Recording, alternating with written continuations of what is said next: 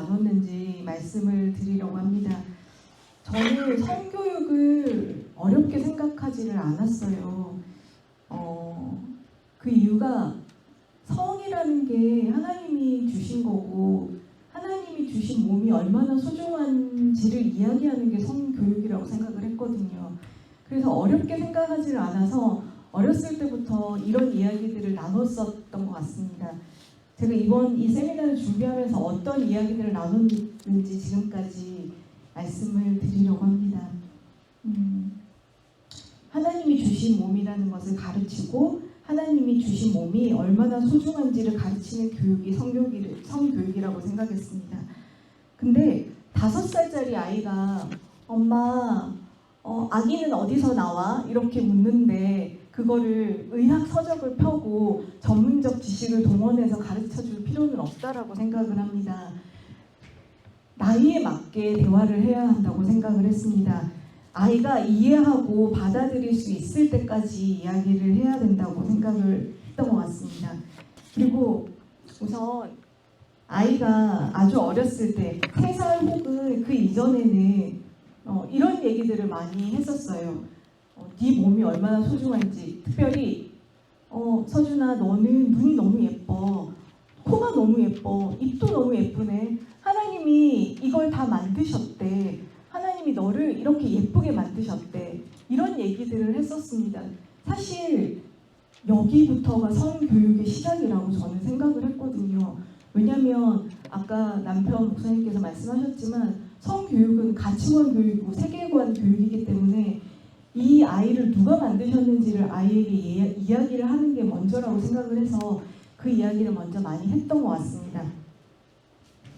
그리고 4살에서 6살 정도 되었을 때는 우리 몸이 성에 따라 어떻게 구분되는지를 이야기를 했었던 것 같습니다.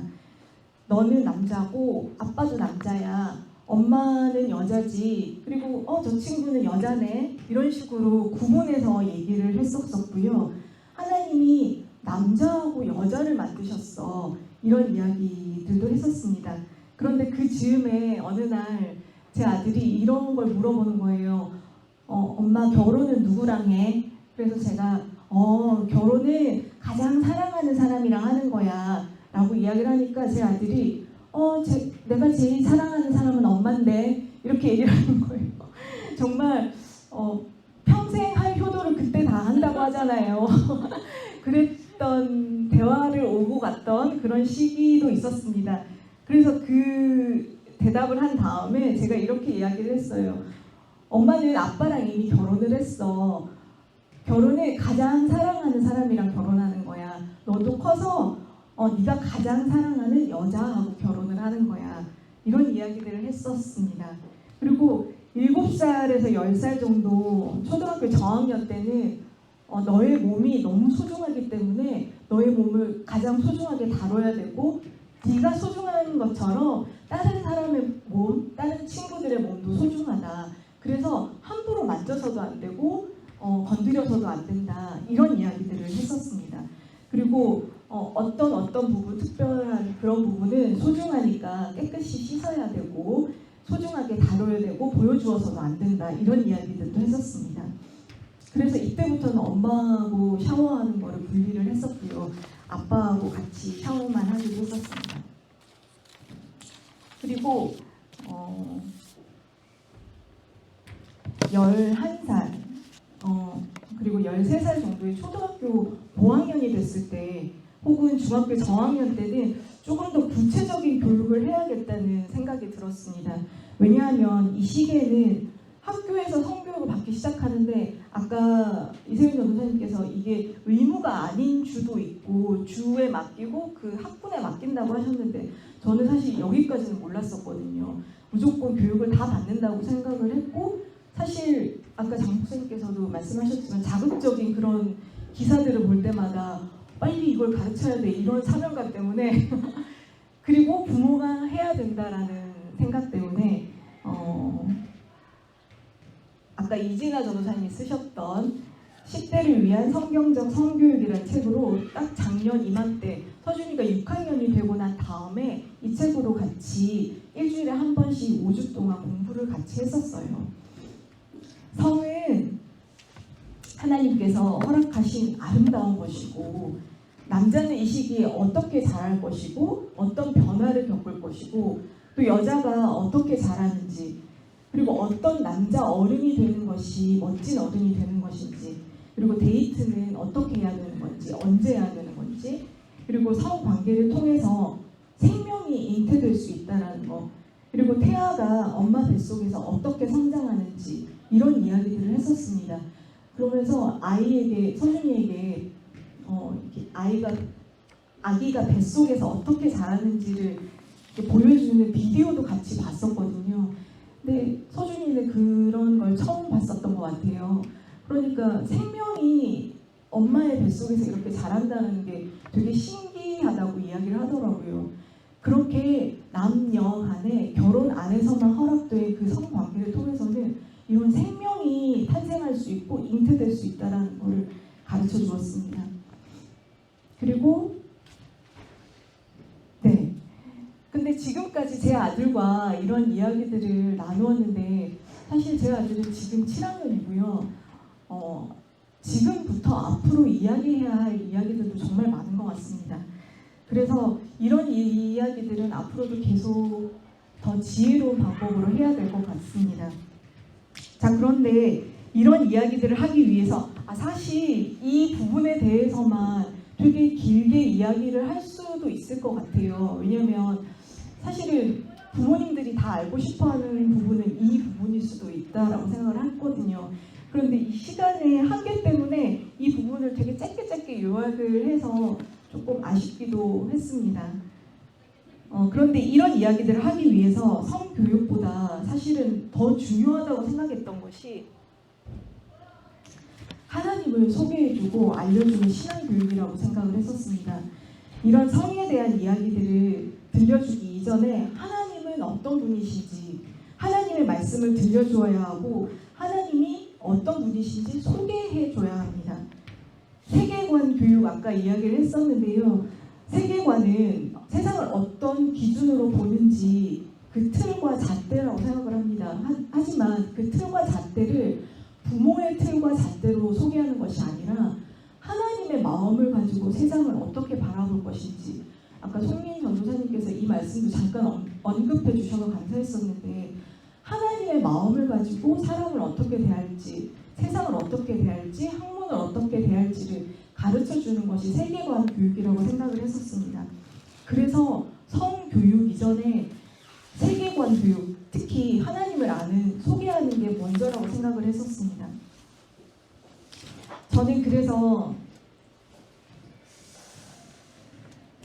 처음에 서준이가 태어나서 1개월, 2개월 정도 됐을 때부터 성경 스토리 바이블 있잖아요. 그거를 읽어주기 시작했습니다. 아무것도 모르고 누워있는 아기지만 그림책으로 된 스토리 성경을 읽어주었습니다. 다른 책이 아니라 말씀을 먼저 보여주고 싶었습니다.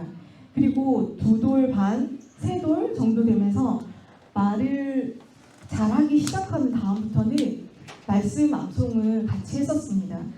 아이가 아직 무슨 말인지 잘 알아들을 수 없겠지만 진지하게 말씀을 왜 외워야 되는지, 아까 신명기 6장 말씀 그 이야기를 아이에게 하나하나 설명을 했어요. 서준아, 하나님이 엄마 아빠에게 이거 명령하셨어. 너에게 가르치래. 아이가 무슨 말인지 잘 모르지만 모든 말씀은 가르치기 전에 이 내용이 어떤 내용인지 어떤 배경인지를 설명을 해야 된다라고 저는 생각을 했거든요. 아이가 아무리 어려웠을지라도요. 그래서 그 이야기를 왜 해야 되는지, 왜 외워야 되는지를 설명하고 가르치기 시작했습니다. 네, 아이들은 정말 똑똑합니다. 정말 잘 외워요. 그래서 가르쳐 보시는 분들은 아실 거예요. 정말 놀라울 정도로 아이들은 정말 잘 외웁니다. 그리고 말씀을 외울 때는 제가 저는 어렸을 때 잘못된 교육을 받아서 이렇게 말씀 안 외우면 밥을 안 주거나 말씀을 안 외우면 뭐 여기를 못 나간다거나 이런 교육을 받았던 세대여서 그게 사실은 저에게는 조금 역효과가 있었거든요. 그래서 말씀을 외울 때 가장 따뜻한 분위기에서 외우게 하고 싶었어요. 그래서 저는 제가 앉거나 아니면 제 무릎 위에 앉혀서 엄마하고 스킨십 하면서 이야기를 나누듯이 성경 말씀을 외우게 했었습니다. 그리고 아이가 자라면서 가정 예배도 드리게 되고 성경 말씀도 같이 꼭 읽고 잘 때도 읽어주고요. 그리고 큐티 하는 것도 가르치기 시작했었습니다. 그리고 내 것을 나누는 교육을 하기 위해서 저는 어렸을 때 그렇게 했었는데 저금통을 3개를 만들었어요. 병 3개를 만들어서 하나는 하나님께 드릴 헌금을 모으는 병, 그리고 하나는 이웃에게 나눌 수 있는 어려운 사람 혹은 필요가 있는 사람에게 나눌 수 있는 걸 모으는 저금통, 또 3번째는 서준이 네가 필요한 거를 모을 수 있는 저금통, 이렇게 3개를 만들어서 헌금하는 것과 그리고 나누는 것과 본인이 필요한 것도 마찬가지로 이렇게 나누는 교육들도 시켰던 것 같습니다. 크리스마스 때는 소방서나 경찰서, 병원에 가족끼리 방문을 해서 우리가 가지고 있는 것을 나누어 보기도 했고요. 필요가 있는 곳에 아이에게 설명을 하면서 후원을 해보기도 했습니다. 또 신앙으로 키우고 싶어하는 몇 명의 엄마들이 있었어요. 그래서 그 엄마들과 함께 모여서 플레이 그룹을 하면서 성품 교육, 그리고 큐티하는 훈련, 감사 노트를 쓰는 것도 같이 하기도 했었습니다. 그런데 아이가 큐티를 혼자 하고 말씀을 자발적으로 읽는 것까지는 정말 오랜 훈련이 필요했었습니다. 어른인 우리도 큐티를 앉아서 시간을 내서 혼자 하고 말씀을 읽는 것까지 오래 걸리는 것처럼 아이가 그렇게 훈련이 되기까지 얼마나 오랜 시간이 걸릴까요? 그래서 글자를 읽을 수 있을 때부터는 성경 말씀을 같이 읽고 큐티를 같이 했습니다. 그냥 큐티 본문을 설명해주고 그림을 그리자라고도 하기도 했고요. 그 본문을 가지고 할 수 있는 놀이를 하기도 했었습니다. 그러다 보니 좀 자라서 혼자 하겠다고 해서 혼자 하기도 했고요. 하기 싫다고 해서 하지 말라고 하기도 했었습니다. 물론 지금은 다시 하고 있기는 한데요. 성경 말씀을 읽고 큐티를 하는 거를 정말 숙제처럼 하고 정말 의무적으로 하기는 하는 것 같습니다. 하지만 이 세상에서 성경 말씀을 보고 말씀 앞에 조용히 묵상하는 것보다 중요한 교육은 저는 없다라고 생각을 해서 지금도 꾸준히 이 아이가 평생 할 수 있도록 돕는 역할을 하려고 하고 있습니다.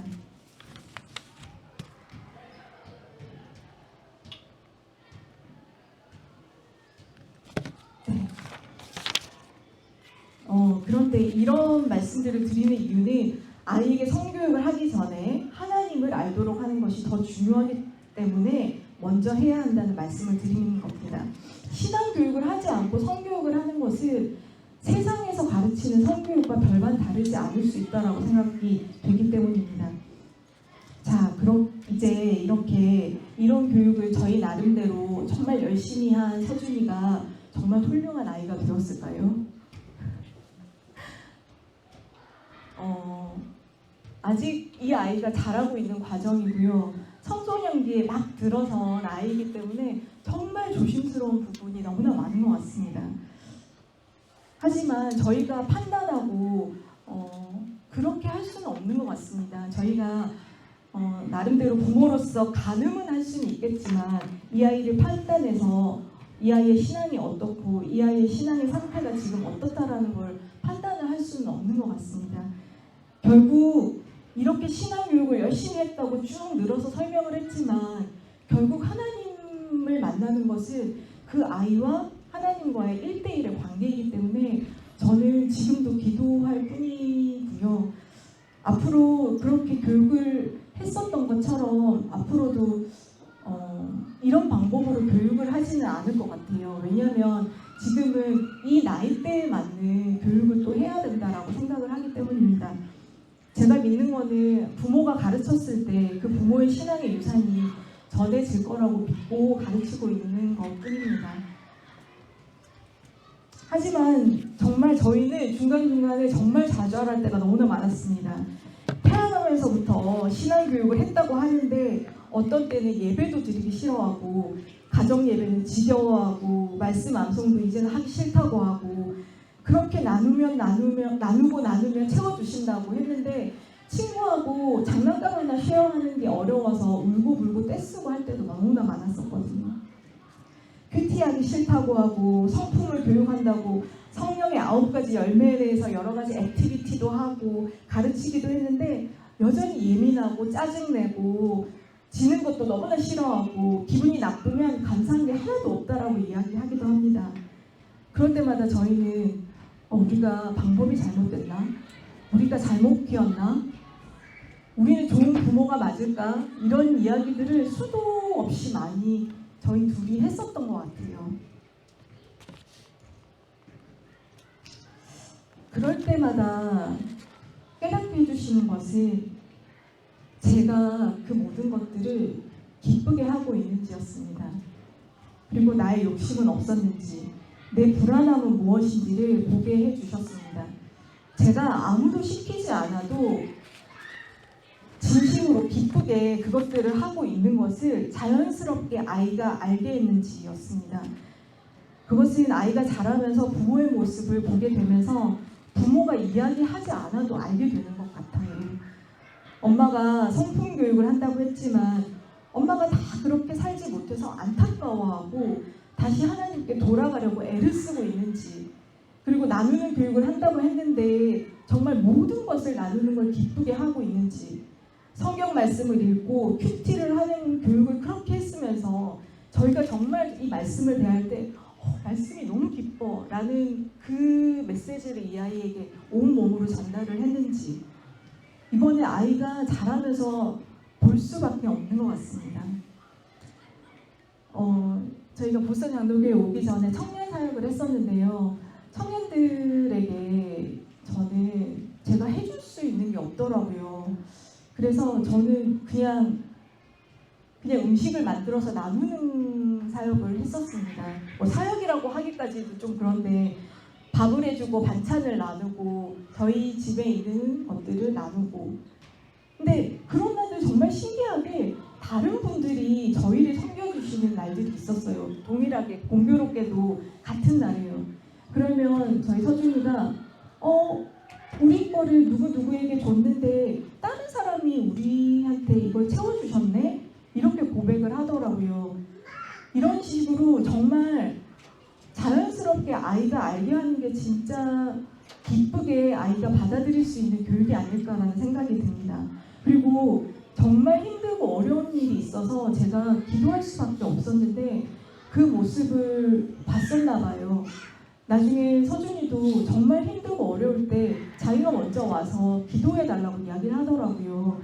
예를 들면 저희가 교통사고가 난 적이 있었는데 정말 교통사고가 나서 자기가 어떻게 해야 할지 모르는 그런 상황에서 엄마 기도하자, 기도해줘 이렇게 표현을 하더라고요. 그리고 예민하고 정말 짜증이 많았던 아이였는데 그걸 자꾸 지적하면서 드러내고, 서준아 짜증내면 안 돼. 서준아 왜 이 이야기를 이렇게 얘기해. 이렇게 지적하기보다 그래 네가 싫으면 안 해도 돼. 네가 마음이 편한 게 엄마가 더 좋은 것 같아. 라고 정말 진심으로 이야기를 하니까 아이가 오히려 그 상황을 극복하는 모습을 보이더라고요. 결국 신앙교육이라고 하면서 제 의지와 방법대로 하는 거는 다 티가 난다는 것입니다. 하나님 앞에서 부모된 우리가 하나님과의 관계가 어떠한지 먼저 점검해 보아야 하는 것 같습니다. 내가 하나님 앞에서 어떤 자녀인지, 하나님의 마음을 저는 부모된 우리는 물어가면서 살고 있는지가 우선인 것 같습니다. 부모가 된다는 거, 생물학적인 부모, 그냥 제가 낳아서 된 그런 부모 말고요. 정말 부모가 된다는 거는 어떤 것일까요? 그리고 자녀를 어떻게 키우고 싶으신가요? 사실 어떤 부모가 가장 좋은 부모인지는 저는 잘 모르겠습니다. 그런데 자녀를 하나님께서 주셨고 하나님의 상급이고 선물이라는 것을 인정을 하신다면 그 주신 분이 원하시는 방식대로 키워야 하는 것은 맞는 것 같습니다. 내 자녀가 하나님을 믿고 하나님께로 가기 위해서 제가 그 자녀의 손을 이끌고 하나님의 손을 잡아주게 하는 그 역할을 제가 하는 것이 부모됨의 목표인 것 같습니다. 그게 저희가 생각하는 부모됨의 목표이고요. 그래서 부모가 없어도 독립적으로 하나님께 의지하고 하나님께 나아갈 수 있게 하는 것이 제가 궁극적으로 해야 되는 부모의 역할이 아닌가라는 생각을 했었습니다. 정말 우리가 살면서 세상에 공헌할 큰 업적을 남길 수도 있으실 거고요. 그리고 재산을 많이 축적하실 수도 있으실 거고 높은 지위와 대단한 영향력을 가진 사람이 될 수도 있겠지만 어떤 한 인간, 정말 한 사람의 인생에 지속적으로 영향을 끼치면서 끝까지 사랑할 수 있는 일, 이런 것은 얼마나 있을까요? 그런 일은 제가 생각하기에 없는 것 같습니다. 부모는 그런 자리인 것 같습니다. 부모의 자리만큼 가장 중요한 일도 없고 가장 우선하며 지켜야 하는 역할도 없는 것 같습니다. 위탁받은 한 자녀 혹은 여러 명의 자녀를 우리가 없어도 하나님과 독립적으로 만날 수 있도록 도와야 하는 가장 중요한 자리라고 생각합니다. 그런데 저희는 지금까지 완벽하지도 않고 완전하지도 않은 부모였고 주인이 해야 할 걱정을 종업원인 제가 걱정하고 있었고 정말 제가 주인인지 청지기인지도 위치를 분명히 하지 않았던 때도 많았던 것 같습니다. 자녀가 다 크고 심지어 중년, 노년이 되어도 저희는 언제나 부모일 거고요. 저희 엄마, 아빠는 아직까지도 저에게 공부해야 된다. 사람은 끝까지 공부해야 되는 거다. 이런 말씀들을 하시거든요. 지금 자녀를 막 낳아 기르시는 분들도 가장 귀한 자리, 부모라는 자리에 계시는 걸 것입니다. 정말 매일 다양하게 생기는 여러 가지 자녀와의 어려움, 고민, 갈등, 또 저희가 하나님과 씨름하는 문제들을 다른 걸로 채우려고 하시지 마시고 그 문제들을 하나님께 가져가시고 하나님과의 사귐을 통해서 누리는 그 자유함을 누리게 되시는 저와 여러분이 되셨으면 좋겠습니다. 제가 이 세미나를 준비하면서 정말 마음에 많이 와 닿았던 찬양인데요. 가사 부분을 제가 읽고 마치도록 하겠습니다. 내 모든 시험, 무거운 짐을 주 예수 앞에 아뢰이면 근심에 쌓인 날 돌아보사 내 근심 모두 맡으시네. 무거운 짐을 나 홀로 지고 견디다 못해 쓰러질 때 불쌍히 여겨 구원해 주리 은혜의 주님 오직 예수.